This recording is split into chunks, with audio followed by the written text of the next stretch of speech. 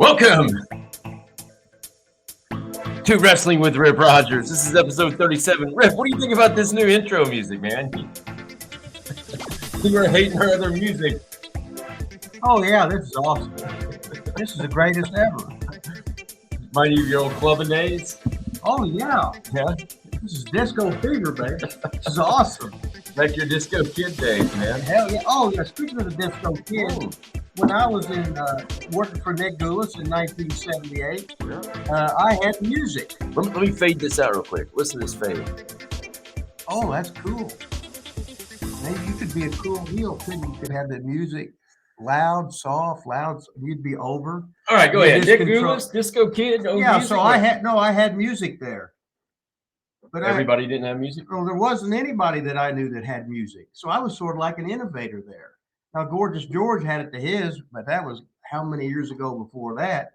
But I had the big boom box. I'd go out with that, or I'd give it the announcer at the desk there, and they'd be playing my big disco music for the big entrance, which is just as shitty as my entrance is as shitty as my work in the ring. And you were the disco kid there? Yeah, I was a disco kid there because then the Freebirds come in when I was there, and after I'd been there about 3 months, then they came in, and they'd come in from Mississippi because I got the number to the Calkins, where I went after Nashville. I got it from them, so I was doing music before the Freebirds. So once again, the guy that always says stuff but heard about it wasn't there. I thought. Oh, wait a second. What do you mean the guy? Are you talking about Dutch? Oh, again? I'm talking about Dutch again. Did he say that? Oh, yeah. He said the Freebirds would. Oh, excuse me. He said they started with music? Yeah, and I think Dutch was there with me. So, you know. Are you sure Dutch just doesn't have like a personal agenda against you? Like not giving you credit for anything, or? I don't think so. Do you owe him money, maybe? No, I don't know. No, I don't. Well, wait a minute. I should have paid him a lot of money, the good matches we had. Yeah. Because he was a hell of a ring general, I'll tell you that. And he's a good pro. So he's just a story stealer, or he needs fact check. Yeah, well, he has so much content. He's like the king. The king needs fact check. Yeah. Every wait a minute. I'm just gonna in memoriam. There is probably a writing by popular demand because the king's not here today. I know, man. So let's do a dual king. Well, head shake. King was in here. He was on fire last week. He was, and he was episode 36. You know, he's putting himself over about the greatest undefeated manager, and yep. I think he was. As soon as he sat down, that's what he brought up. Yeah, he started talking about that. And he was talking about how many. You know, he is undefeated, and he was talking about what a good promoter he was. And he was talking about how he used to rule Geyser Park, and he was talking about how he would hit me and abuse me, and I'm offended by it now. He'd hit tennis balls at me because my fat little butt would be out there trying to play tennis, and the king was great, and I was a shits, and he'd just laugh at me. So I've been mentally scarred my whole life. It was great getting the king in here, though. Because of the king. How about T Weasel? Where is he coming today? Oh, no. Hey, the T Weasel's got his own podcast. He sent me a little thing. Yeah, he said it. I didn't put it over, so I didn't either. I didn't even reply to it. We'll just blot that one out then. He sent me a picture of the. Yeah. Did he send you that picture? Yeah, the weasel and something. He sent me this. I didn't. I didn't reply. So then yesterday he said, "You going live today?" And I said, "No, Friday." He's off today. He's been a busy, crazy week for the Weasel. What do you think? What do you think's been crazy and busy for him? Well, he doesn't have a job, does he? No, he's at mom's, and then he eats out every day. It's the same thing. He's a social magnet of Seymour, Indiana, the legend, hanging out the bar. Everybody knows him.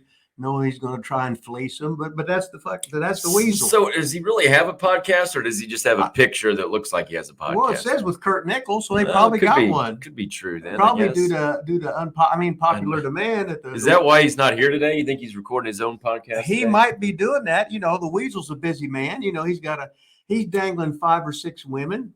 You know, and he's. Hey, I do like the artwork though. Doesn't that look cool? That looks cool. I think the Weasel podcast. Yeah, let's not put him over because no more 5 photos for the Weasel. Even though he would send them all in saying, "Hey, can you get me in there? Because I got a lot of girls want." I got to rewind. I got to rewind here, Rip. So you were kind of the innovator of music, which is really weird because I think then, correct me if I'm wrong, seems like everybody else caught on to that, because then when I went to the Louisville Gardens to see you wrestle, and one of my favorite things about the Gardens, I mean, it had all the smoke coming up, and they had the PA, and they had the microphone under the ring or whatever it was, but they had the ramp, and they had the music. And back then, you could play any song you wanted. There was no trademark stuff because it wasn't on TV. As a matter of fact, they was happy to get their song played on any kind of TV, so somebody might buy some more records or whatever, albums, right? So everybody comes out to music, and then it's you. And you come out in the Louisville Gardens down the ramp. I'm jacked up, ready, with no music. Right. So then you flipped it, huh? Everybody got music. So everybody got music, so music means nothing. So then you went with no music. That's like Mike Tyson would usually go out with no music, and all of a sudden everybody would just stand up waiting to see Mike Tyson. Where everybody else is jiving out to cool music. Yeah. He said, no, that ain't happening. God, I was so disappointed then. Well, shit, look what happened to you. Now you grew up to be 6'6", almost. I'm not sure that has anything to do with you not coming out to music. I mean, you think my height has something to do with you not? I didn't want to come out to music. Not coming out to music. If everybody comes out to music. Listen, son, if I would have had music, you would have never been 6'6". What are you talking about? That's what you just said. Wait, what happened? I was starting to say something, and you cut me off, grabbed my microphone, turned it upside down, and looked at it. Anyway, no, I played music before the Freebirds did. I'm an innovator. Oh, that's what I wanted to know. Where did the Disco Kid originate? It wasn't with Bruiser, or was it with Bruiser? I was Mark Shire with the Bruisers. Then I was Hercules Samard in the Maritimes. And then that was my great idea. What are you doing this for? You think you're the king? I watched you on Channel 4, Dick the Bruiser, come out as the Disco Kid. I'm sure of it. No, you didn't. I'm sure of it. Well, no, you didn't. I know where I worked. Did Nick Goulas have TV where I would have seen it? At a Louisville, yes. Oh, he did? Yes. Well, what channel? I don't remember. It was it was 41. 41 or 32. So I would have gotten Bruiser and Nick Goulas. Oh, yeah. That was the thing about living in Seymour. You got the Louisville stations. You got the Indianapolis stations. You twisted the antenna out there, and then you could get the Sheiks. Then you could get All-Star wrestling out of Paducah late at night on a Saturday night if you put your antenna to the west. So Seymour could get actually 4 different wrestling promotions, and they all had a different style. And sometimes on Bruisers and the Sheiks, somebody be a good guy in one of them, and he'd be a bad guy in the other. Who else would have been in that territory then with Goulas when you were a Disco Kid? I just don't remember that. Randy Savage. Was he? Yeah. Mexican Angel, The Beast, Gypsy Joe, Toe Joe, Las Vegas Louie, Whipper Billy Watson Jr., trying to think who else, Arvell Hutto, Bobby Eaton, the inevitable George Goulas, and all the top stars. Jackie Fargo would come in. That's about all. They weren't based out of Louisville, though, were they? No. No, that was out of Nick Goulas's territory in Nashville. Okay. So he had the original territory, and then Jerry Jarrett broke off, and he took the Memphis market. He took the Jackson, Tennessee market. He took the Louisville market from Nick first, and he took the Evansville market, where that used to be Nick Goulas, and then Nick kept the Birmingham, and Louisville was a big show, and Nashville. But then after Goulas retired, Jerry Jarrett took Nashville and ran that every Saturday night, and then and Fuller took Birmingham. So guys was swapping towns.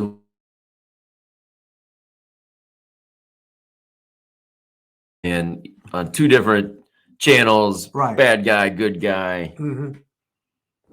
That's pretty wild. All right, we're 10 minutes into this thing, Rip, and I think we need I'm trying a new thing here, trying a new format, right?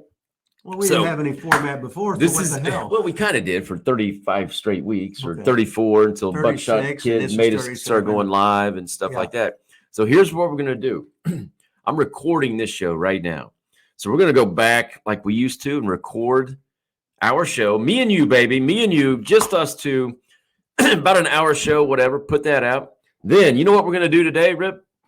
No, I don't know. We are we are going to go live still. Okay. So we're going to start doing like more of a Q&A type thing. So we'll do the Q&A on the live stuff. Correct. Right? So, but we're not going to wait on the Buckshot Kid to do his question and got to him haul around. So we'll just be talking stuff and won't be waiting. And then all of a sudden we got a question when one or two. We're not going to sit there and wait on questions when they send them in. Well, we can still talk about stuff. But when we have a break in the action, then we'll go to a question. We're not going to sit here. Oh, we're sitting here live. If somebody got any questions, send them to us. We might. I don't know. Oh, okay. What the fuck, right? That was my first cuss word. Second. Was it second? Yeah. Okay. It's all right. I'm going to try and be good today. We're doing good. No, don't be good. You can say it. It's not a big deal, man. I've listened to a lot of Cornette, a lot of McAfee. They drop F-bombs left and right, so I think we're fine. So we're going to take questions. You know what else I did, though? I sent out links to Mike Mondo, the Spirit Squad. I sent out a link to Popsy, Ben Hameen. Sent out a link to the Professor, Jason, Gavin Garrison. Sent out a link to Timmy Baltimore, all friends of the show. Told them, hey, we're going live at noon. So who knows? We might have some guests on here, too. We can bullshit with. Well, that'd be cool, good. right? We'd be talking stories, talking rumors, and we could be talking about how I was the first one to do the music. I'm an innovator. The Disco Kid was an innovator. He was the first wrestler to be really, really shitty. You know what'll be really cool is if nobody joins us live and nobody gets on the links, and it's just me and you sitting here live. That'll be fun. Oh, well, I'll just tell stories, which is the coolest part anyway. It also, did you get that that webcam? I've been telling you to pick up a webcam so I don't keep recording right here. I think I got 4 of them at home, but I left them here or left them there. Oh, okay. So used to when I record a show, remember we had the camera out there? Yeah. I'm like, I'm not doing that shit. Even though my camera right here is real shitty, we're just gonna use this. We're talking to that camera right there, Rip. Which camera? This see that green dot? Oh, that's the I camera. see a dot. And you can see us. It looks pretty cool. Look, I got the Wrestling with Rip Rogers showing up now. Wasn't showing up very good. I got episode 37 right down there. Got the cool backdrop. I got the 2 little Rip Rogers things. I need to sit in your chair, and you need to sit in this chair so I can show the big arm. Is that your big arm? Yeah, it's the one that rip biceps, so it looks like it's got a peak on it. Just get that one up here. Well, I can't even. Hadn't been working out because of my injury. I've been working out in 2 weeks. Look, that's why I wore an extra tight shirt today, just to maybe kind of look like something. Yeah, you wore a size 2 T-shirt to look good. Well, it's an extra large still, but you just put the X. No, you took a magic marker and wrote XL on there. XXL, but it's really. I forgot we didn't plug the thing at all, mate. We were supposed to say like, subscribe. Oh shit! Hey, listen, I haven't put out shit, man. I've been out of commission. The wife has me working like a real job right now for a while. What the hell's the matter with her? I don't know, Don't man. you realize you're Von Lilas? Don't you realize you're 49 years old, or was it 52? Yeah, it was my birthday. Did you wish me a happy birthday? Oh, I can't even remember. I did it 92 times. Did you? Yeah. Yeah, it's my birthday, 49. All our numbers are dropping. I haven't put out shit, but I did put out 3 matches this morning. But we are up to, Rip, 1,877 subscribers. I know you hit up the Cult of Cornette. They're following us, so we appreciate that. The Cult. And we want Jimmy Cornette to be on our show. At least I do. I don't know if Rip does. I do. I'd love Cornette. So all you people out there in Cornette land, put a little bug in Cornette's ear. Tell him to come on Wrestling with Rip Rogers. We'll sit down with him. Yeah, he only does shoot the shit. He only does about 6 hours of content every day. Well, okay, then you can do 7 one time for us, for you, Rip. Cult of Cornette fans, get Jim Cornette on the show. You know, it was Jimmy's anniversary. Anniversary with Mrs. Cornette. It was a couple of days ago. Oh, was it? Yeah. Did you wish him a happy anniversary? Yes, I did. Do you know how many years it was? I think it was 15. 15? I'm thinking that was it. For some reason, that's sticking in my head. That'd be about how much money I owed you or what? I can't remember. Yeah. So I put out 3 videos today to try to start getting this thing back in action, Rip. Got an ICW Battle Royal. We kind of went over that last week. Pez Watley, all those awesome promos. A couple convertible blondes, 6-tag matches. Doesn't get any better than that. The King, look at that. The special edition with the King's got 202 views. We need to get this shit up a little higher. I'll be back, baby. They probably thought we was false advertising the King. They said, "No, he ain't going to be there." Or maybe they thought it was Jerry Lawler or something. No. Oh, no. You all right over there? You look a little uncomfortable today. You all right? I'm always everything on me hurts. You look a little uncomfortable. Like you're hanging on for dear life. You need. No, I'm pushing up so it don't hurt my legs so much. Oh, okay. Everything else all right? Just busy, So busy being old. Go subscribe, smash, all that good stuff. Oh yeah, I'll smash. Hey, we got the Rip Rogers book somewhere. Oh, maybe I think I'm using it to the- boost up Yeah. the. Oh, you had Piper's book on there the too, thing. right? But I think I got yours. Wrestling with the Rip Rogers, or no? What's your book called? Do you know? Wrestling with Rip Rogers. No, that's what this show's called.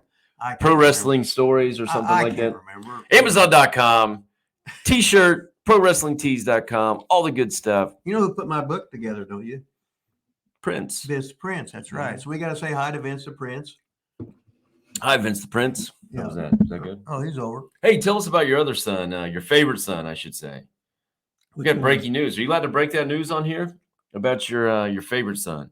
Dylan, DB, yeah. Well, Dylan was in the one movie, and then he's already going to be having another movie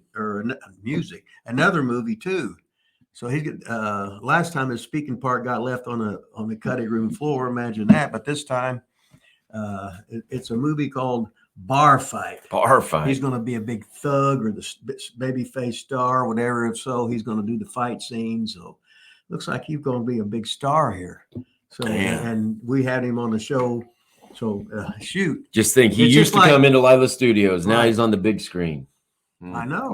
That's what we do here, Rip. Well, we produce movie stars. Well, you know, it's like when the King was on the T-Bar V Ranch Time off the Louisville Market Channel 11 in 1955, and I was 1 year old, so I didn't sue it. But Randy Etcher and Cactus, they were the stars of that. And Cactus Jack? I think it was Cactus Jack, but I just remember it was Cactus. But I remember that. But me and the King was singing the words to it. It was awesome because I hadn't heard that since I was about 5 or 6 years old. And remember, it's like remembered Captain Kangaroo and how that song was and everything. It's just memories. No, life's nothing but memories. Your first girlfriend. Ooh. Ooh. Yeah. Your first, when you give yourself a wank for the first time, didn't get any better than that. Mm-mm. Thanksgiving at Grandma, or it wouldn't be Grandpa's because then Raymond would have been there. Yeah. So that would have been any good. You think King's going to be a movie star after being on our show? Well, he'll probably start getting auditions. Been knocking the door trying to get the King when he was like 6'9", and then he got old and he shrunk down to 5'11". I don't think he was ever 6'9", but well, it sounded good. Well, Chili's 6'12". Where'd Chili get his height from? Well, I mean, my grandpa was 6'5". The King's dad was 6'5". Well, you got that Von Deligen super gene in you, don't you? Sure do, man. Now, did you have an unusually large and thick phallus? Did the King get the Von Deligen? Did he get that trait too? I don't think so. No. Oh, have you ever? Let's not talk about that right now. Hey, big news in wrestling, Rip. Oh my God! Did you see that Jeff Jarrett is all elite? Well, he needed a job. Well, a lot of people need a job. That doesn't mean they're just going to hire you. Sure it is. Okay. Tony will. Tony's a mark. He'll hire Jeff. Jeff's been around. Jeff knows the game. He's worked for all the big boys in the office, out as dad's promoter. And Jarrett can sure as hell, and it helped Tony Khan on the side. So that's a real good move for Tony Khan and AEW. It's a great move for Jeff Jarrett. So what the hell? Congratulations to him. Oh, I think it's awesome. I don't think it's that like Jeff Jarrett just needed a job. I mean, no, you're bored. No, I'm just saying Tony Khan finally reached out to somebody with a brain, which I guess he has with Regal and some of them, but he doesn't use them that way. But supposedly Jarrett's going to be used in a little bit different capacity than the rest of these people that he's hired. So we'll see, I guess. Tony's he's doing all this content himself. He's got all these wrestlers, then he don't put them on TV. If you ain't on TV, you don't mean nothing. So I think because of the workload that Tony's going through, and he's got to be driving himself crazy. You just can't keep throwing people out there because they hadn't seen them before. You got to get some people to get over. So I think he's going to lean a lot on Jeff. And then it's like I was I said, Cornette should have been the right-hand man. And then he could always run it through Jimmy. And then he's the owner. He's got the final say. But Jimmy can say, this is good, this is the shits, and this is why. But then it's Tony's final decision. So as long as AEW is around, guys are going to have jobs, which is nothing but a plus.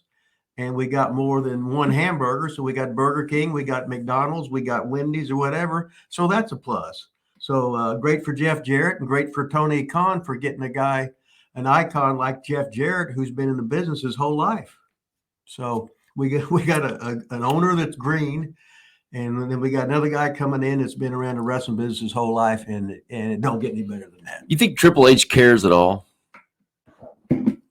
Like that he just came in and fired Jeff Jarrett and then Tony hired him. Do you think he thinks twice about that decision? Or well, it depends what was needed at WWE.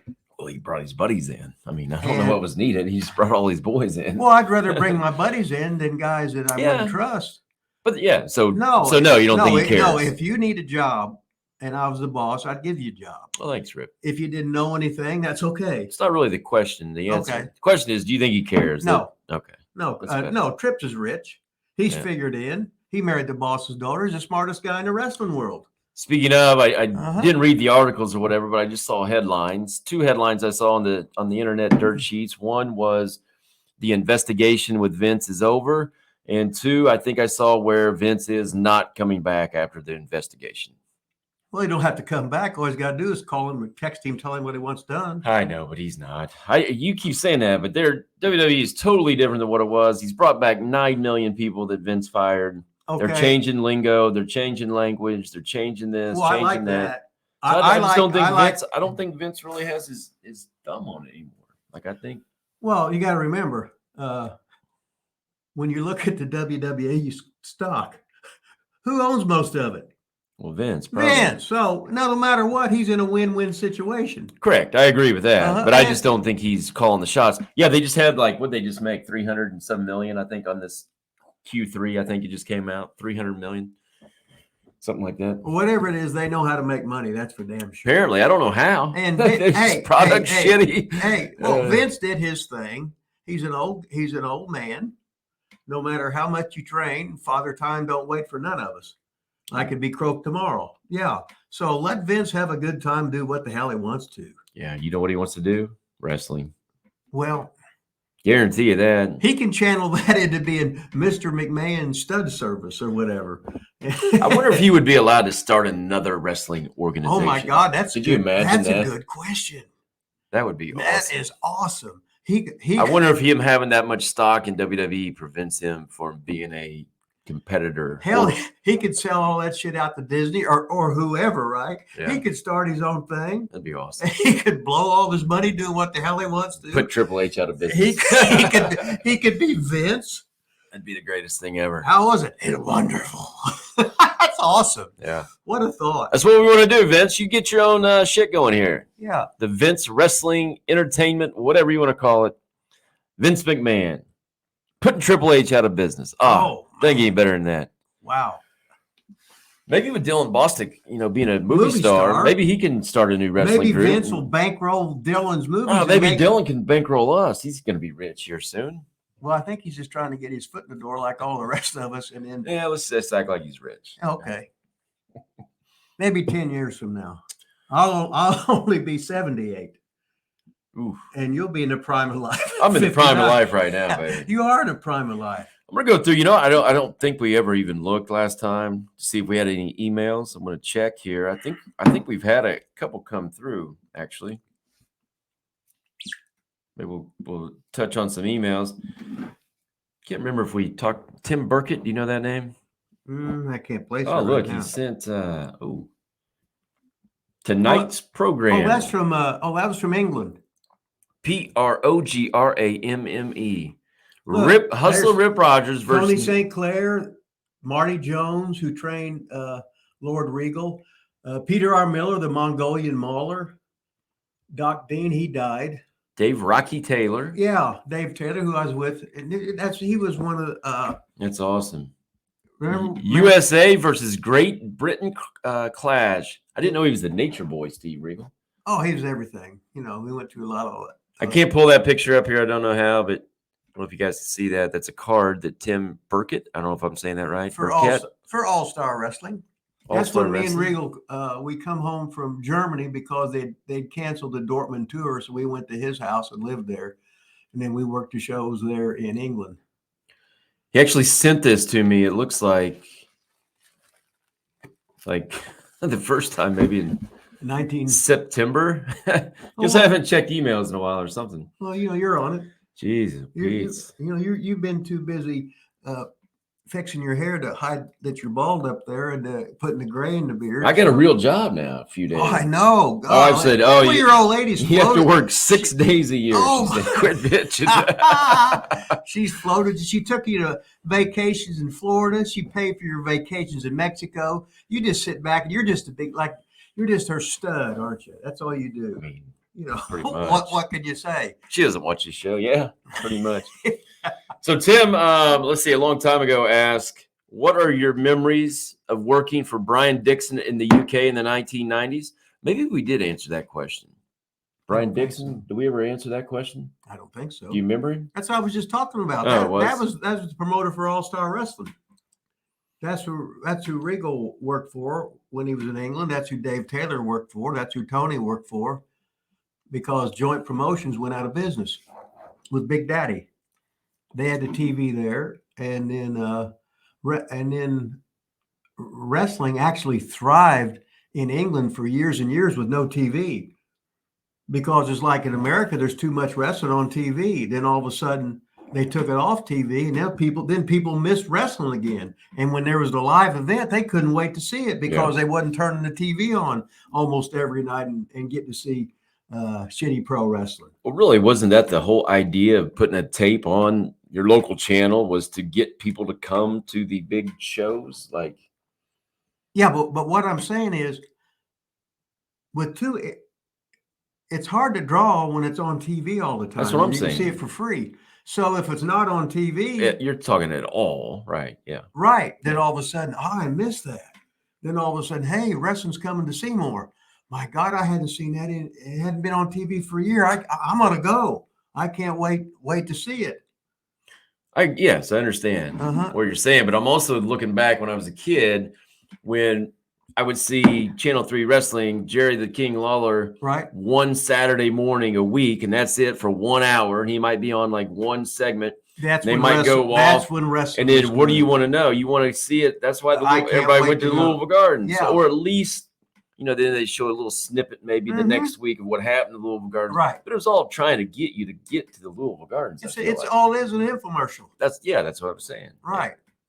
So he also said, what is Rip's buddy Mongolian Mahler up to these days? Last I saw Peter R. Miller, I think he was on the side of the highway hitchhiking.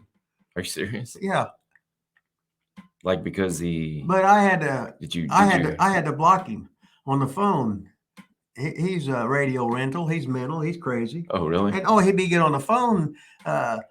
Marcus Shira, Hustler Rip Rogers, how you doing? It's the Mahler. 20 minutes later, he called back again. 20 minutes later, he called back again. The next day, he called 3 times. I said, I can't take this. Really? So I had to. He's missing a card. He's a little bit loony, but what the hell? So he's still alive and well? Oh, I guess so. I don't know. He's pretty old now, and he was always real heavy. So maybe he's got some legs cut off, or maybe he's alive. Maybe he's dead. I don't have any idea. The Mongolian Mahler would say. He was over. Man, I haven't been. Do you ever get on our YouTube channel and like reply to comments when people make comments or ask questions? Well, I can't say nothing. I can't say nothing because they still haven't got that, that pertinent information that I'm scared of. So you can't reply? You should be able to still reply on that. I don't think so. I think you can. You can just go comment on other people's YouTube. You should I'm scared to answer an email, or I won't answer unless I know who you are. A phone call, I won't answer my phone unless you're my contact. No, I had none of these. No, wait a minute. I had thousands of dollars because somebody got my information some way. So, poop on that. Poop on the whole world. You can say F that. You don't have to say poop. Say fuck it. I mean, come on. Oh, I might. People might be hurt by it. They're offended by it. Roger LE2. This was October 19th, and I don't think we've ever answered this question. Hey, Vaughn, can you ask Rip to explain telling a story in the ring? Because I'm effing lost on that one. Storytelling in the ring. That's the way everybody used to work. He wants you to go into detail. Oh, you can't go into Well, sure No, that's going to class for a year, for hours and hours, seeing it and doing it. It's just not. It just ain't going to happen that way. Storytelling in ring is to tell a story so the fans get behind the baby face or against the heel. Okay. Storytelling. First of all, the heel should be bigger than the baby face. There we go. So now we got the David and Goliath. Then the heel cheats, so the baby face is more of an underdog.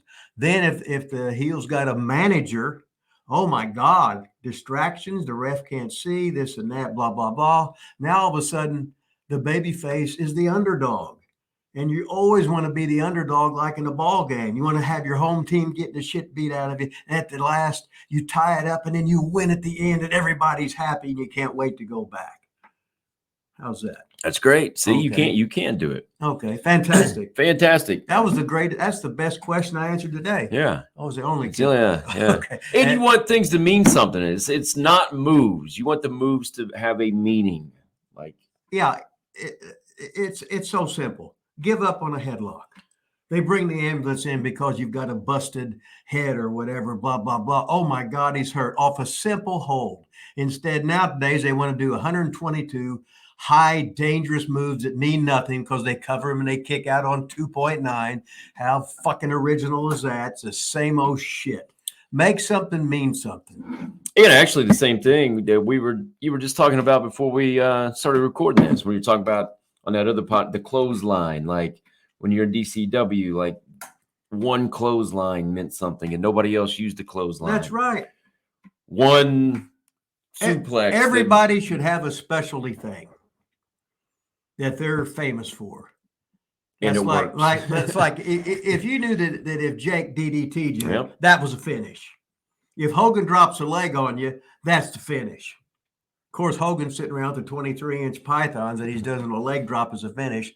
Who in the fuck thought that up? It's a goddamn idiot. But it made Hogan a lot of money. Oh, then again, it was Vince. I think it's a wonderful idea. I mean, just like think of JBL's clothesline. Oh my God. You imagine people bump feet three times for his clothesline? His clothesline is the best I've ever seen. The way he does it is just unbelievable. But then again, if that's your finish, don't ever do it unless it's a finish. It's like Dick the Bruiser. I'm not covering you unless it's a finish. Nobody kicks out on the Bruiser. This business is pretty simple. Copy the old tricks that the old veterans had, and you'll go far because everybody else is trying to get their shit in like a mark. Yep. Hey, thanks for the emails. If you've sent us emails that we have not answered, I'm sorry. I apologize. I just looked. I haven't seen any more. Now that we're back to doing some recordings, if you cannot catch us live for our Q&A, get those emails going. TheLilaStudios@gmail.com. TheLilaStudios@gmail.com. Email us, and I will try to get Rip to actually answer your question. I know it'll be tough, but we'll do our best to get him to answer a question. You're sitting here with your ball cap on, flexing your big bicep. I'm not flexing. Of course you got. No, I caught you flipping that thing, and you're wearing that size half. It's XL. Size I'm 2 fat right now. Size 2 fat. T-shirt. You can't even see my arms. The camera's up here. If you don't see him down there, you're not going to see him. So it's not going to matter. I'm just going to shake my head like the king. The ratings went through the roof because the king was here last week. He's probably going to have to send in a segment every week of lessons from the king. Maybe a 1 minute spot where he can just start talking because he's the king and everybody should listen. So, what can you say? The king's over. King is over, baby. Hey, did you see anything on the our friend Pat McAfee? Did you see where he had a little clash with the NFL by chance? No. Well, I don't. Was it on TV or? So I guess he came out and said they were paying like $4 million McAfee show for like rights of NFL footage from NFL films. Okay. So basically on his show, they can show it without being dinged for, copyright, trademark, whatever. That's just good for the NFL to get more coverage, more people watch. Well, that's what McAfee thought. Well, then they got like a letter or something, a notification saying they could not use like the NFL's like emblem or logo or say NFL, something along those lines. How McAfee is, he doesn't give a shit. Right. So he goes on. He goes on the very next day. Did he have the world's biggest sign of NFL? No, he did the opposite. He called it the American He didn't call it the NFL, the American football league, and they did like caricature draw. They all drew in the office their own picture of like football players, and instead of calling them like the Cleveland Browns, they called them a football team from Cleveland and a football team from Cincinnati, and they had like stick figure pictures. That's awesome. And he totally just threw NFL under the bus. You're not gonna. He would not mention the NFL. He would not mention any of the NFL anything. He said, "We are an NFL show. Basically, we put over the NFL. We give them $4 million. Yes. F you, NFL. I love it." And like the very next day, they flipped. Oh, who flipped? NFL? Yep. Oh. Yep. It's a man. I don't know if it was the very next day, but it wasn't too much longer because I saw a tweet clip and NFL. Pat don't give a fuck. Yeah. He's just fucking laughing. NFL's what, $1 billion? I mean, Oh my gosh. And McAfee got him to. It's awesome. Well, he's the punter of the decade.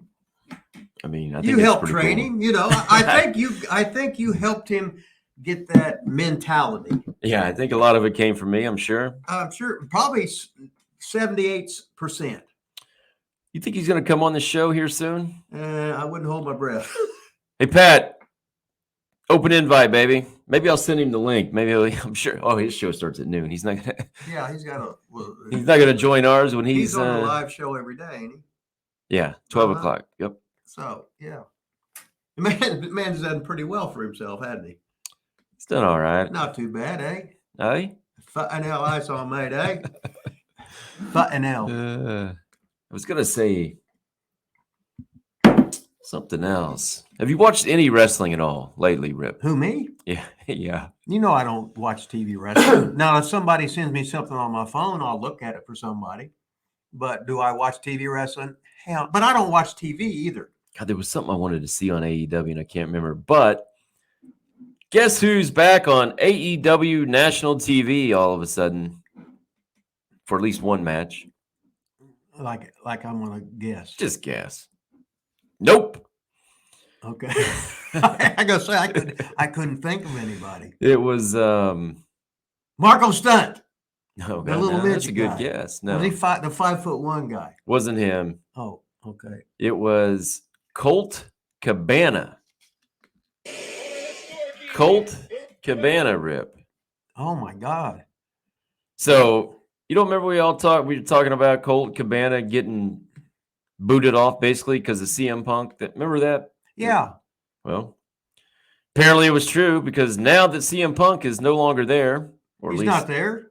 Well, ever since that big fight, he got hurt. Yeah, well, he's going to be out. They're saying that he's getting bought out supposedly. Well, his good contract. for him. Now he's got millions of dollars to do nothing. That's awesome. Then he can go right back to WWE and all that good stuff. But now all of a sudden, Colt Cabana's back on TV. Well, good for Colt. A little odd, I think. Oh, Tony. I don't think Tony can say no to anybody. I still just think it's funny that AEW is supposed to be the land of lollipops and rainbows, and it is the land of everybody lollipops. Gets along, and you get to do what you want, baby, and that's no stress and no walking on eggshells. You get to do what you want. Yada yada yada.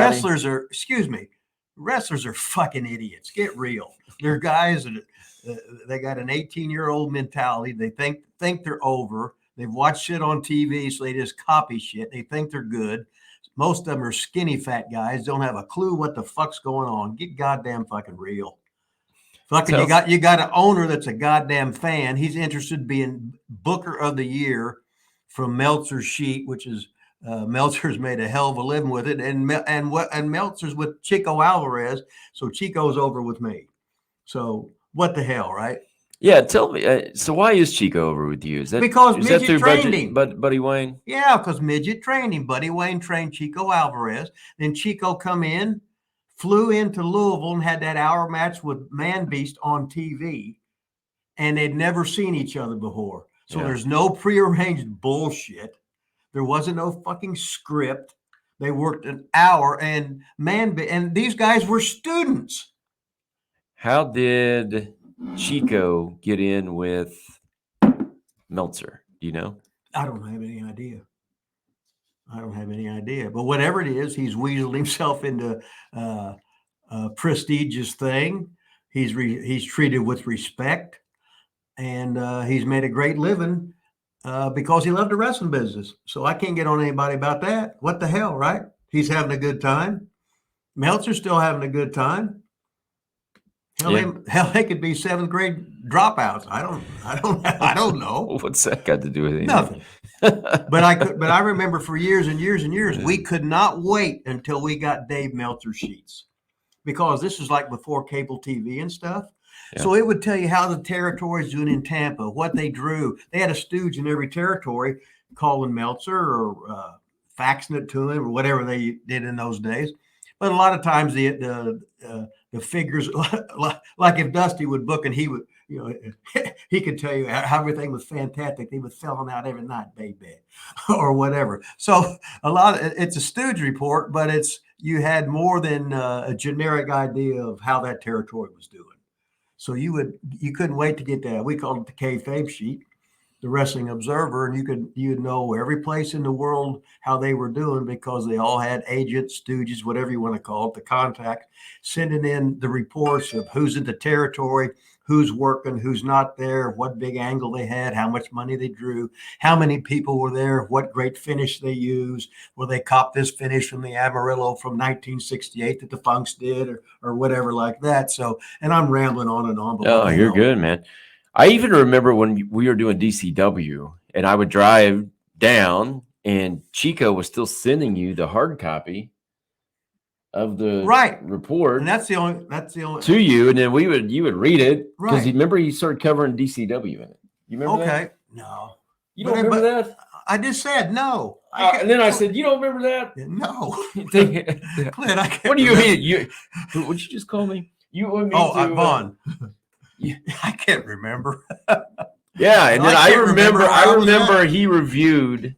I don't know if this was in the actual. Did he have his own thing too or not? I can't remember. He would send you something, but I thought it was the Observer. It might have been, and he probably covered DCW. He started covering DCW, and he probably talked about it with an angles or the TV. He might have been doing the TV show and saying, this was a good match, this was a bad match, this was a shitty match, this guy should hang him up or whatever. I remember one of the first reviews he did on DCW, and he said that me and Mason Rage appeared to be the two that would like get signed first out of DCW to the WWE. That didn't happen. Well, it's like anything, you don't know what they're looking for. Because they're looking at, well, this guy's related to somebody. We got to get them. This guy's dad knows somebody. This guy was a former NFL player. This guy was a former movie star. This guy is a real young guy with a lot of potential. He looks great, blah, blah, blah. And you just don't know where you at on their radar. You just don't know. Yeah, I don't think I was anywhere on the radar, apparently. Well, most of the guys that walked through the doors at OVW and started in beginner's class and then come up to my class, they weren't on no radar either. Yeah. But some of them, a lot of them made it. So what the hell, right? He must have trained them better, Rip. No. Yeah. No, everything's the same. Yeah. And then all you can do is teach them basics. You try and give them experience. And you got to remember, when you guys was having matches, you're doing that. It wasn't before thousands of people. This is in an empty building. That's when guys have a 2-hour match with no people there hardly. How much focus do you have to have on that? It ain't like you're milking each fucking crowd, looking around and preening and stuff like that. You're out there working. I mean, you're really good when you can do it to no audience. Yeah, I could see myself or other people maybe looking at it two ways. Like sometimes I'm like, oh man, if I ever made it to WWE, what would it be like performing like 20,000 people? Would I be nervous type of thing? But then if you perform in front of like no people, it's not that you're nervous. It's just maybe a little bit, but it is tough. It's tough. It's a different atmosphere. Especially just taking, because you don't quite have maybe the adrenaline especially when we would practice in those cold days in the building, you're in there just freezing your balls off, or the hits don't quite feel the same when there's not the atmosphere and stuff like that. And plus, really, like you can, I think anyway, you can cover more shit up or whatever, if you want to call it that, when there's a bigger audience. Do you agree with that? Oh, yeah. It's so much easier to work with people there. But if you can do it with no people there, just think how, and you're really good, all of a sudden you'll be really, really, really, really, really good when there are people there. Was there ever a crowd, like number-wise, that made you more nervous? Like you walked out and thought, holy shit, there's 50,000 people here. No. After about a year in the business, I never got nervous at all in a wrestling match. Not at all? No, not at all. I hear people say, not kind of a little nervous. Oh. The only thing where I could feel my heartbeat going is, there's going to be a ref bump. And you got to be there. And you got to be there, and you're scouting out which way, because the marks are always looking to see what heels are watching, right? Because as soon as that ref gets knocked down, they're looking around. If you try to hit the ring, they're trying to trip you, tackle you, throw shit at you and stuff like that. So you'd have to fake them out or go to the other side and stuff like that. But unless you have been in that situation before, you would have no idea that this is what you're going through and this is what has to be done. Okay. How about adrenaline? No. Like even the last match had it the pizza joint, man. I'm like, I love that shit. I get the rush, the adrenaline rush. Like you're right. Butterflies a little bit, whatever you want to call it. Right. Like you just didn't have that. I hear people all the time say, I've been nervous in front of every match I've ever wrestled, like big time guys. But that's like when I boxed, when I was in physique contests, wrestling taught me not to be nervous at all. It took about a year, but after a while, you had, when I was first starting out, and I'm talking about a year full time. Yeah. Going from the Maritimes and Nick Goulas to Portland and ICW. I was never nervous after that. I had so much confidence in it, and I knew how to do things safely. I knew how to highlight guys' strengths, hide their weaknesses, because I was trained so well by the Poffo family that all I had to do was shut up and do as they told me to do. And once you do that, that's the way it's supposed to be. Everybody else is trying to reinvent the wheel. The wheel don't need reinventing. Pro wrestling never needed to be reinvented. Were you ever nervous for somebody? Like, were you ever nervous when you took the Steel Man or Lucky Sandlin to WCW TV and they were in there against the Undertaker or whoever else? Did you ever think, oh God, these are my guys I'm bringing? No, I hope they don't. No, I knew they were overqualified. Even though they didn't have many matches, I was on their ass so much that when guys got in the ring with them, if it was a basic, they could do it. But there was some guy who was the guy we talked about on here once when you took him somewhere, and I think Ole said never bring him back, and then you tried to bring him back under the hood. Who was that? It was Brown Bag or Bag Brown? It was Bag Brown. It was Bag Brown. Oh, that's good. It was Bag Brown, and he was Psycho Sam Cody's buddy. That's awesome. Bag Brown. God damn it, don't bring him back. Yeah. Well, but they told me to bring like 4 guys, right? So I put the hood on him. I tried to sneak him in. Oh, it's Jody Hamilton. Oh, was that who it was? God damn it, I told you I don't want to see Bag Brown again. That's funny as hell. That was awesome. I couldn't think of who it was. It was Jody saying, shake, and he was giving me the king, shaking his head, because I was one of Jody's favorites. So it's like when a lot of times I come to TV, he'd give me 2 trans sheets. So I get extra, he'd bring extra fucking money, right? Mm-hmm. What it was, he wanted the guys. He didn't want to bring the same guys all the time. So I was probably bringing 20 different guys down there and always having a good time, never having any stress, just laughing. And the guys who'd working with, I'd clue them on what to do. I'd tell them who the guy's working with, how green, what he could do, so don't try and do this or that. you're trying to get a B- match. Don't shoot for an A because it ain't gonna happen. So was Steelman and Lucky's like, because you basically didn't you train them like on a floor? Yes, kind of? at Crossroads Gym in the floor. But didn't they? Was their first action at OVW? No, their first match we had an outlaw show somewhere, and they worked 20 minutes each other against each other. But they had 20 fucking minutes, and I was in their corner. You know what I mean? Telling the heel to lead it, what to do, whatever, blah blah blah.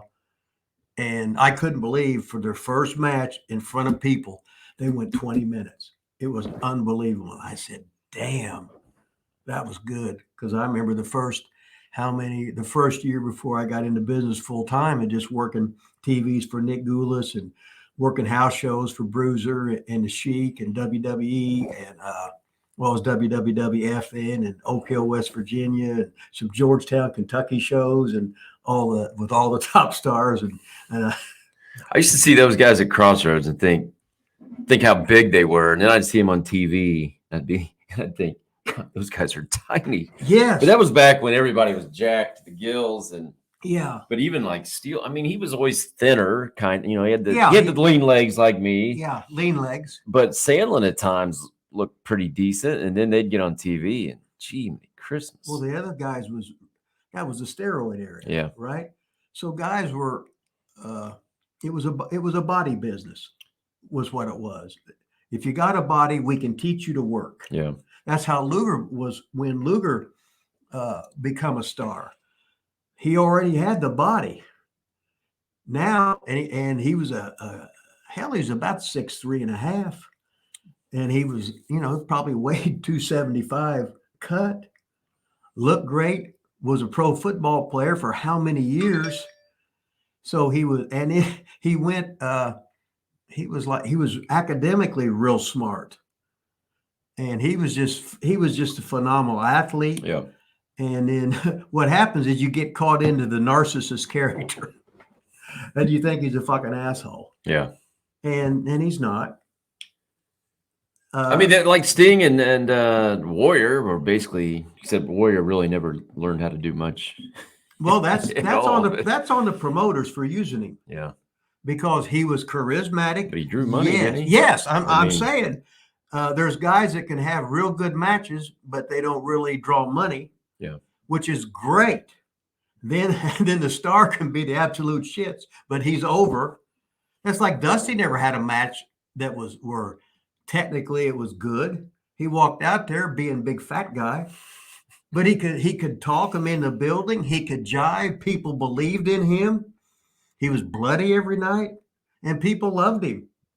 So he was a big ass star because he started out with the Funks.